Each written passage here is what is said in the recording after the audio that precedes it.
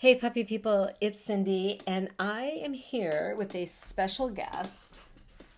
Oh, can't pick her up. It's my friend Finny. Yay, Finny, Finny the Mini. And I wanted to take advantage of having a little dog for once to talk about harnesses. I want to talk about some equipment here and why I love harnesses on these little dogs, and a couple of things you probably don't even know about the harness that you have with your dog. So let's talk about harnesses, shall we? Let's. So harnesses, I love harnesses, especially on these smaller dogs, because dogs under 30 pounds, definitely under 20 pounds, they have kind of delicate tracheas. So if you've got a collar on them, and even though they're walking relatively nicely, any little bit of pulling can put pressure on that trachea.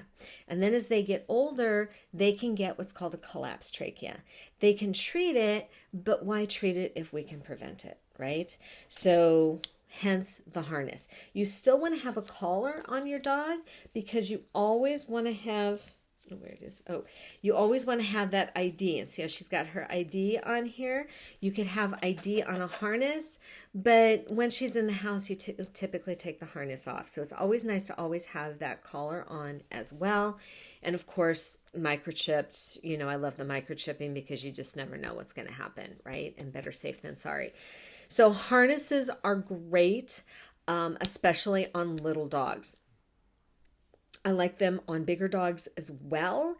I do like the designs. There's so many different designs now. This is one that I like. There's a bunch of different ones, but it seems comfortable. It's almost like a sports bra, right? As opposed to a push-up bra. Girls, you know what I'm talking about, right? So it's all about comfort. So we've got this nice, comfortable harness that's secure.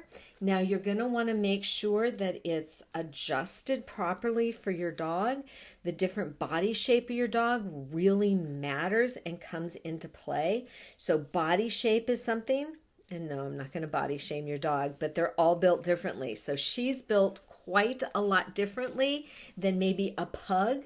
So as you adjust, you want to make sure that you can get just like a couple fingers in there, that it's comfortable, but you also want to mess and play with it.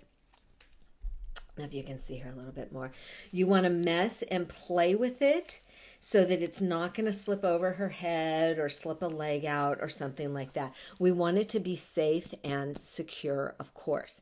Now, a couple of little tips that I want to show you about this particular harness. It has the clip in the back, but what? It also has a clip in the front.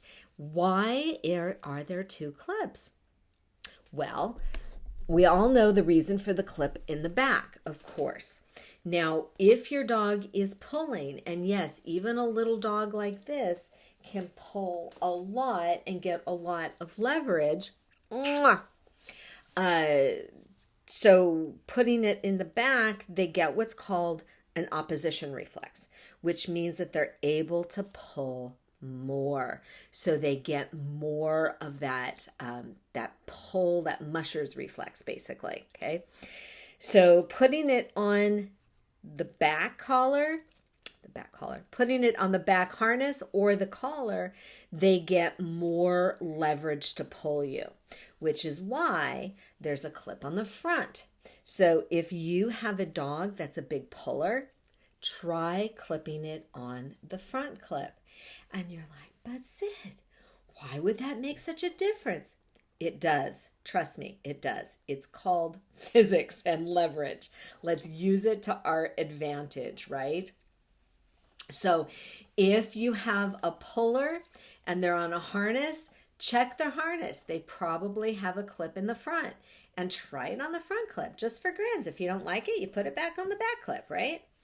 And even though you do put it on the front clip, you're not married to it, right? You can go back to the back clip in different situations. So what I'll do is, if I'm walking with the dog and we're walking through maybe a crowded area, or she's got her head on the desk. You're ridiculous, dog. She's bored with me. If you're going through a crowded area, or if there's lots of distractions and your dog is pulling, clip it to the front. But if you're going through a less crowded area, less distractive area, you can absolutely go back to the back. Or when you start out your walk and your dog has lots of energy and they're super excited, clip it on the front. And then after a while, when they're a little bit tired and they don't have quite as much energy, clip it back to the back. So you can go back and forth, back and forth. But that's the lowdown on the harness, basically. So that's why I like these harnesses for these little dogs. And I like the harnesses that give you the flexibility of going back and front, back and front. Now, there's different types of harnesses that just have a clip on the front, and those are great too. It's your dog. The dog police aren't going to come after you and go, oh, you had it on the front, you can't switch it to the back. You can do whatever you want. As long as it's not going to hurt your dog and it's going to help both of you, you're fine. Okay, so Finny's bored. That has been fun with Finny and all about harnesses. Thanks for hanging out with me. I hope you learned something. Till next time.